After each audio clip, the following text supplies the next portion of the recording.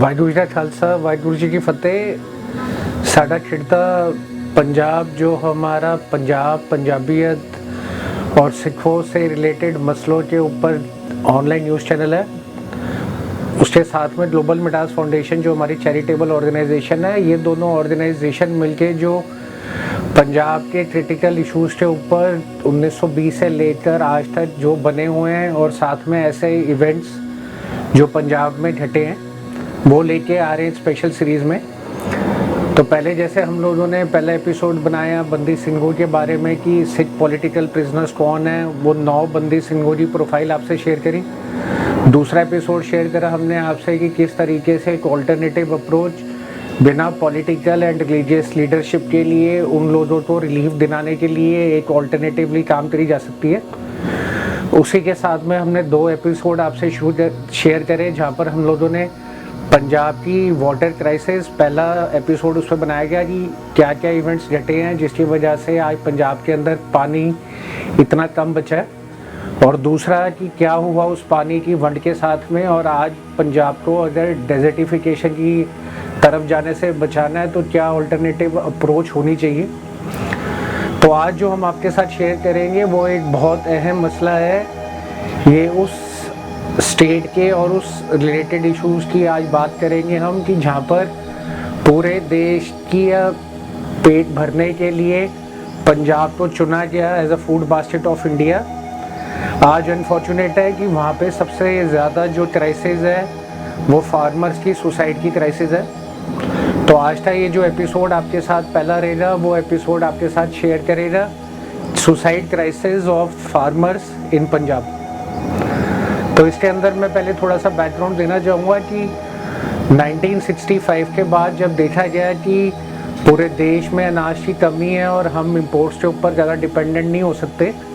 तो उस टाइम पे ग्रीन रेवोल्यूशन में जेनेटिकली मॉडिफाइड सीड्स लाई गई। उसके साथ में फिर केमिकल फर्टिलाइजर्स, केमिकल पेस्टिसाइड्स का यूज़ आया, जिसके साथ में एक्सेसिव प्रोडक्शन व्हीट और पैडी की पंजाब के अंदर स्टार्ट करी गई। तो अगर हम देखें इसमें 2000 से लेकर 2014 तक on an average 75 death farmers की होती थी सुसाइड के थ्रू पंजाब में,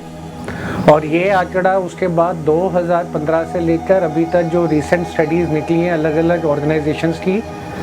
तो वो करीबन 250 पहुँचा हुआ है। तो आज वो फूड बेल्ट और फूड बास्केट ऑफ इंडिया में 75 से लेकर 250 यानी करीबन 3 से 4 गुना इजाफा हो चुका है हर साल जो फार्मर्स की सुसाइड के थ्रू डेथ होती है। उसी के साथ में एक और क्रिटिकल फिगर देखें तो 2000 से लेकर 2018 तक करीबन 9000 से ज़्यादा ऐसे फार्मर सुसाइड हुए हैं पंजाब के अंदर। इनके अंदर अगर देखा जाए तो 90% जो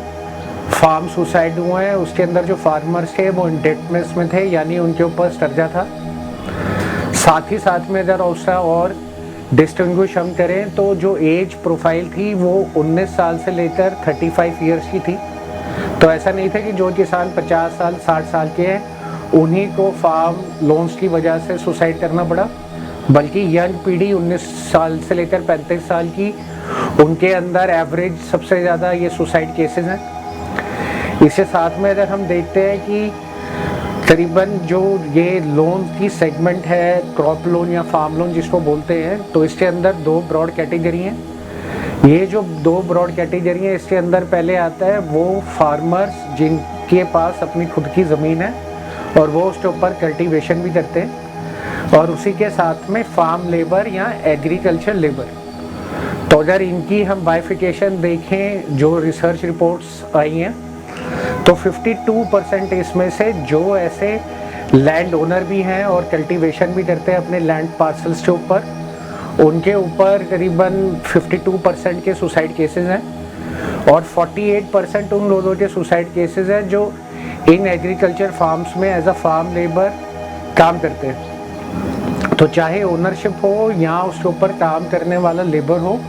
दोनों के अंदर करीबन 52% और 48% की डिस्ट्रीब्यूशन है ये फार्म सुसाइड्स की। उसके बाद और अगर डिटेल में जाके हम देखते हैं तो इसके अंदर करीबन 78% जो केसेस हैं वो हैं मार्जिनल एंड स्मॉल फार्मर्स के, सुसाइड के। तो मार्जिनल एंड स्मॉल फार्मर्स उनको बोलते हैं जिनकी लैंड होल्डिंग या जिनके पास लैंड की कल्टीवेशन 2 एकड़ से कम है। तो 2 एकड़ से कम करने वालों के अंदर करीबन 78% तक ये सुसाइड केसेस हुए हैं। इसी के साथ में अगर हम पंजाब का कल्टीवेशन पैटर्न देखें तो करीबन 18% मार्जिनल फार्मर्स और 17% के करीब लैंड अंडर कल्टीवेशन आती है, जो मार्जिनल फार्मर्स की और स्मॉल फार्मर्स की मिलके आती है। तो अगर मार्जिनल फार्मर्स और स्मॉल फार्मर्स को दोनों को कंबाइन करें तो करीबन 35% टोटल कल्टीवेशन पंजाब में आज जो हो रही है उसमें ये लोग आते हैं जिनका 78% सुसाइड केसेस में आना है, और करीबन 65% ऐसे हैं जिनकी लैंड होल्डिंग 2 एकड़ से ज़्यादा। इसी के साथ में अगर हम लोन्स के ऊपर अगर जाते हैं तो लोन्स का अगर एक प्रोफाइल बनाए तो लोन्स के प्रोफाइल में जो एवरेज लोन साइज़ है वो है करीबन 3,40,000 रुपये सालाना, जो कि बाकी कई स्टेटों के हिसाब से काफ़ी ज़्यादा है। उससे पीछे क्या कारण है ये भी आपसे शेयर करेंगे।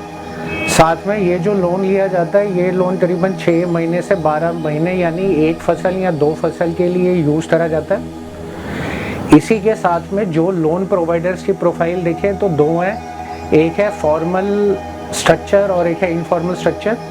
फॉर्मल लैंडिंग स्ट्रक्चर के अंदर सबसे ज़्यादा जो एक्सपोजर आता है वो आता है पहले कोऑपरेटिव बैंक्स का या सोसाइटीज़ का, उसके साथ में फिर आता है पब्लिक सेक्टर अंडरटेकिंग्स का, और फिर तीसरा आता है कमर्शियल बैंक का। और अगर इसके साथ में लैंडिंग प्रोफाइल अनऑर्गेनाइज्ड मार्केट की देखें तो उसके अंदर 2 आते हैं, एक आते हैं आढ़ती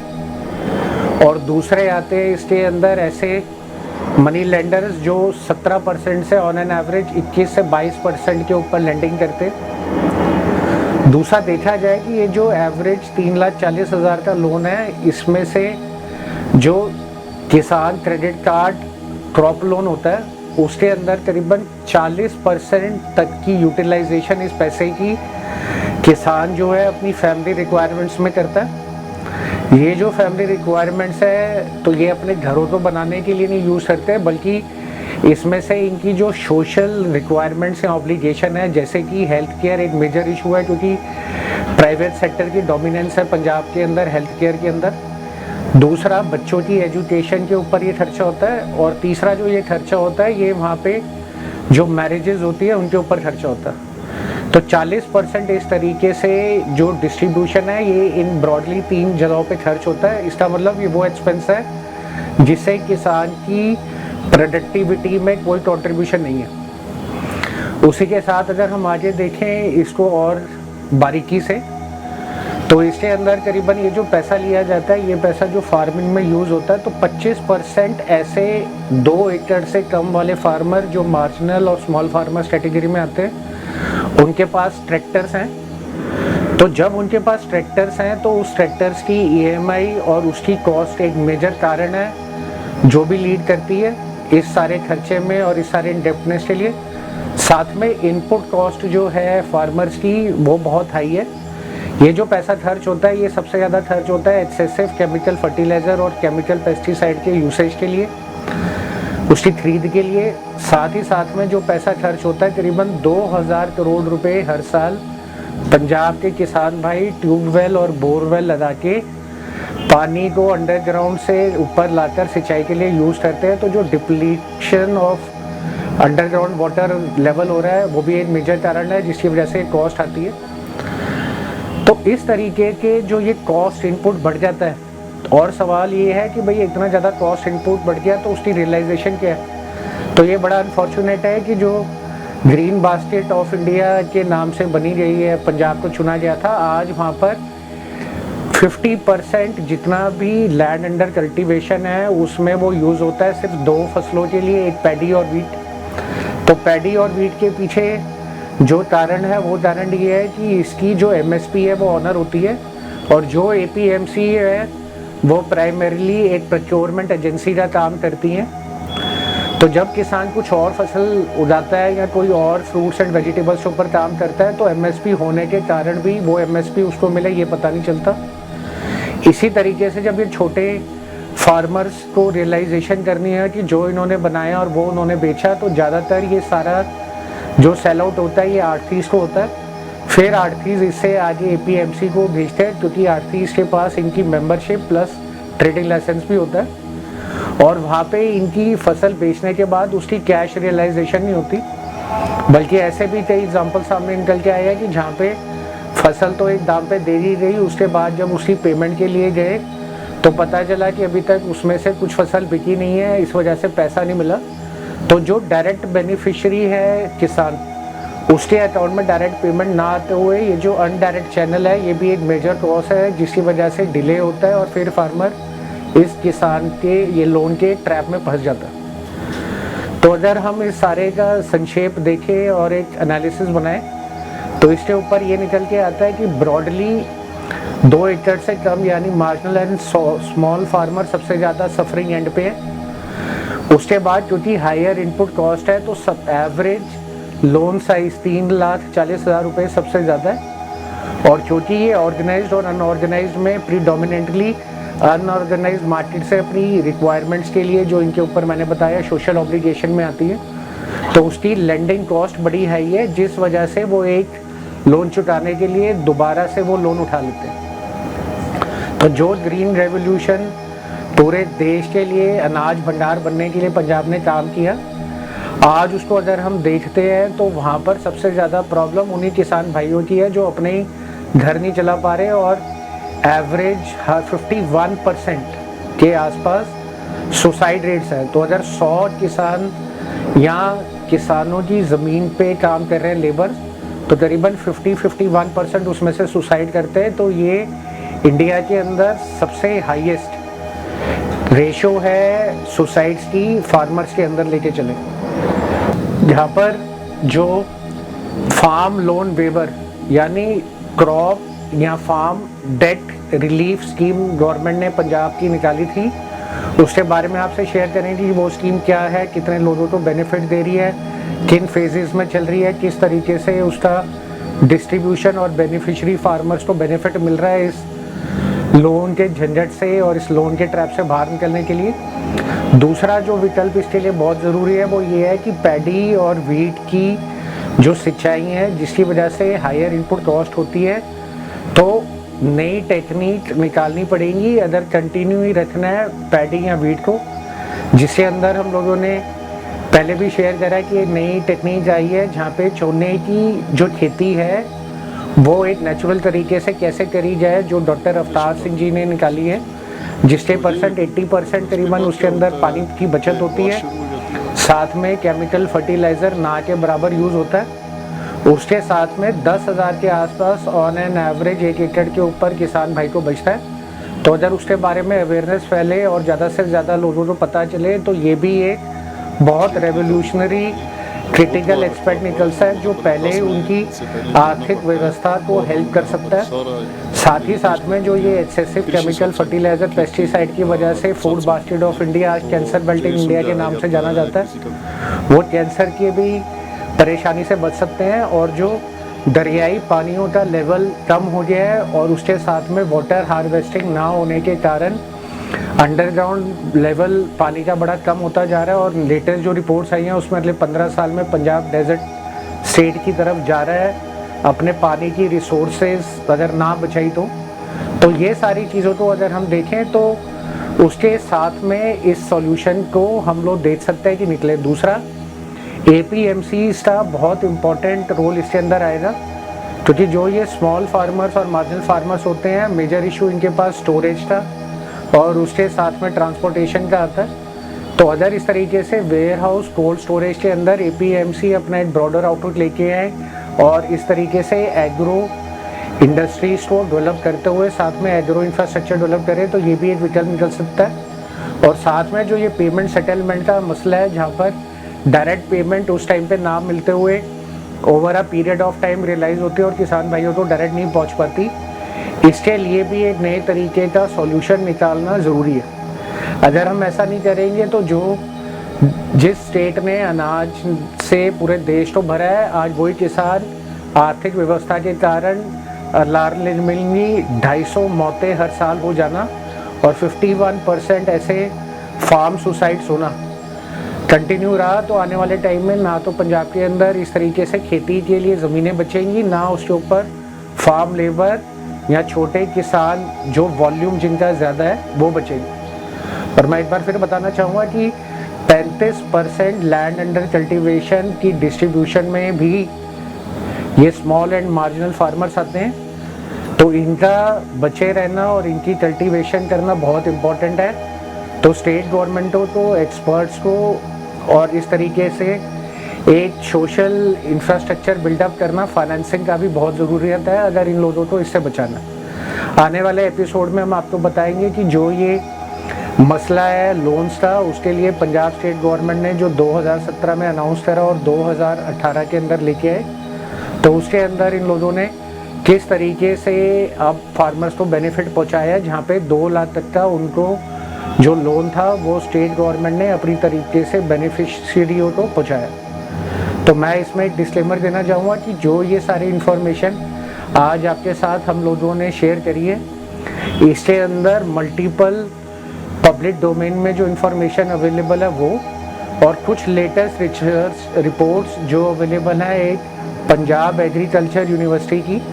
उसी के साथ में अगर हम देखें तो एक journal of global health report 2021 volume 5 suicide in rural Punjab India implications for ensuring farmers right, ये रिपोर्ट को भी हम लोगों ने काफ़ी पढ़ा है और इसके भी रेफरेंस इसमें डाले हैं। इसी के साथ में जो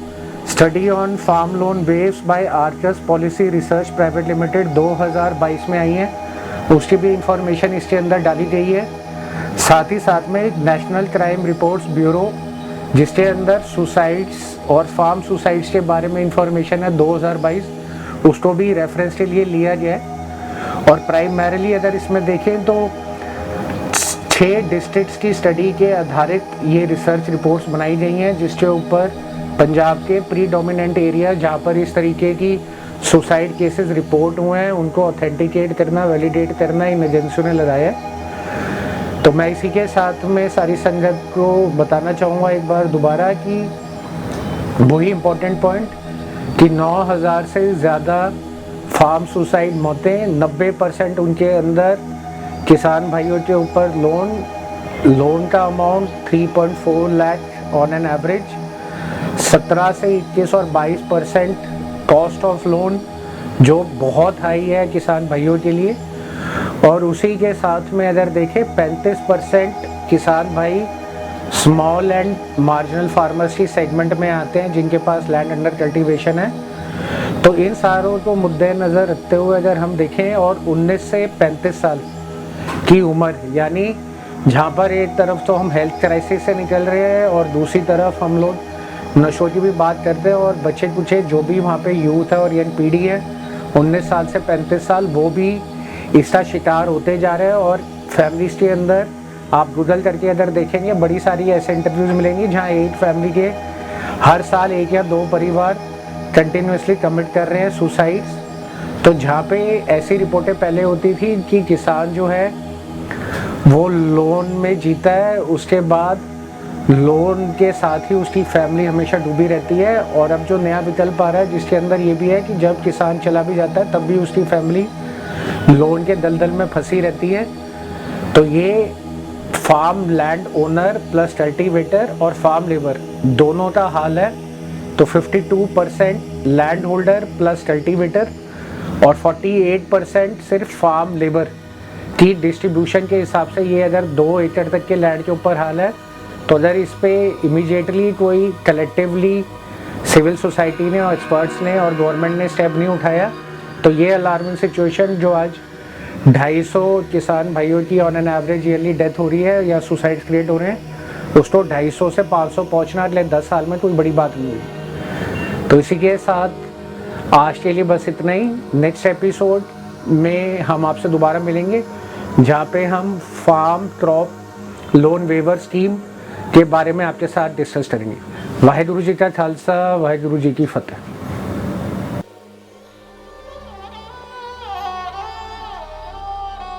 जब हम आज गूगल पे टाइप करते हैं कैंसर बेल्ट इन इंडिया तो सबसे पहले पंजाब का नाम आता है और ये वाली जो बेल्ट है ये सबसे ज़्यादा अफेक्टेड है। ਸਾਡੇ ਬੱਚਿਆਂ ਨੂੰ ਵੀ ਮਾੜੀਆਂ ਬਿਮਾਰੀਆਂ ਇਹਨਾਂ ਨੇ ਘੇਰ ਲਿਆ ਕਿਉਂਕਿ ਜੋ ਦਵਾਈ ਕੈਮੀਕਲ ਅਸੀਂ ਆਪਦੀ ਫਸਲ ਤੇ ਕੀਤਾ ਹੈਗਾ ਉਹ ਫਸਲ ਵੀ ਅਸੀਂ ਆਪ ਹੀ ਖਾਂਦੇ ਆ ਜਾਂ ਔਰ ਅਗਰ ਜੇ ਜੈਵਿਕ ਖੇਤੀ ਨੂੰ ਖਤਮ ਕਰਨ ਦੇ ਵਿੱਚ ਜ਼ਿੰਮੇਵਾਰ ਹੈ ਤਾਂ ਉਹ ਸਾਡੀ ਪੰਜਾਬ ਦੀ ਸੂਬਾ ਸਰਕਾਰ। ਬਲੱਡ ਪ੍ਰੈਸ਼ਰ ਦੀ ਬਿਮਾਰੀ ਹੋ ਗਈ, ਦਮੇ ਦੀ ਬਿਮਾਰੀ ਹੋ ਗਈ, ਇਹ ਸਾਰੀਆਂ ਬਿਮਾਰੀਆਂ ਜਿਹੜੀਆਂ ਪਾਣੀ ਦੇ ਪੀਣ ਕਰਕੇ ਆ ਰਹੀਆਂ। ਸਭ ਤੋਂ ਵੱਡੀ ਸਮੱਸਿਆ ਤਾਂ ਜੀ ਪੀਣ ਵਾਲੇ ਪਾਣੀ ਦੀ ਹੈ ਜੀ। ਮੈਡੀਕਲ ਖਰਚਾ ਬਹੁਤ ਜ਼ਿਆਦਾ ਵੱਧ ਗਿਆ। ਹਰੇਕ ਪਰਿਵਾਰ ਦੇ ਵਿੱਚ ਹਰੇਕ ਪਰਿਵਾਰ ਦੇ ਮੈਂਬਰ ਦੀ ਦਵਾਈ ਚੱਲ ਰਹੀ ਹੈ। एयर ਨੂੰ ਵੀ ਹਵਾ ਨੂੰ ਵੀ ਖਰਾਬ ਕਰ ਰਹੀਆਂ, ਨੀਚੇ ਧਰਤੀ ਨੂੰ ਵੀ ਖਰਾਬ ਕਰ ਰਹੀਆਂ, ਪਾਣੀ ਨੂੰ ਵੀ ਤੇ ਬੰਦਿਆਂ ਦੀ ਬਾਡੀਜ਼ ਨੂੰ ਵੀ ਖਰਾਬ ਕਰ ਰਹੀਆਂ ਜਦੋਂ ਆਪਾਂ ਖੁਰਾਕ। ਸਾਡਾ ਜਿਹੜਾ ਪਰਿਵਾਰ ਹੈ ਹਰ ਇੱਕ ਪਰਿਵਾਰ ਦੇ ਵਿੱਚ ਮੈਡੀਕਲ ਖਰਚੇ ਜਿਹੜੇ ਵੱਧ ਗਏ ਹੈ। ਹਰ ਇੱਕ ਘਰ ਦੇ ਵਿੱਚ ਕੋਈ 2 ਗੋਲੀਆਂ ਖਾਂਦਾ ਹੈ, ਕੋਈ 4 ਗੋਲੀਆਂ ਖਾਂਦਾ ਹੈ। ਜੋ ਆਮਦਨ ਅਸੀਂ ਖੇਤੀ ਦੇ ਵਿੱਚੋਂ ਕੱਢਣੀ ਸੀ ਉਹ ਸਾਡੀ ਮੈਡੀਕਲ ਵਾਲੇ ਪਾਸੇ ਜਾ ਰਹੀ ਹੈ। ਔਖੇ ਕਮਾਉਣੇ ਆ ਜੀ, ਔਖੇ ਖਾਣੇ ਪੀਣੇ ਆ।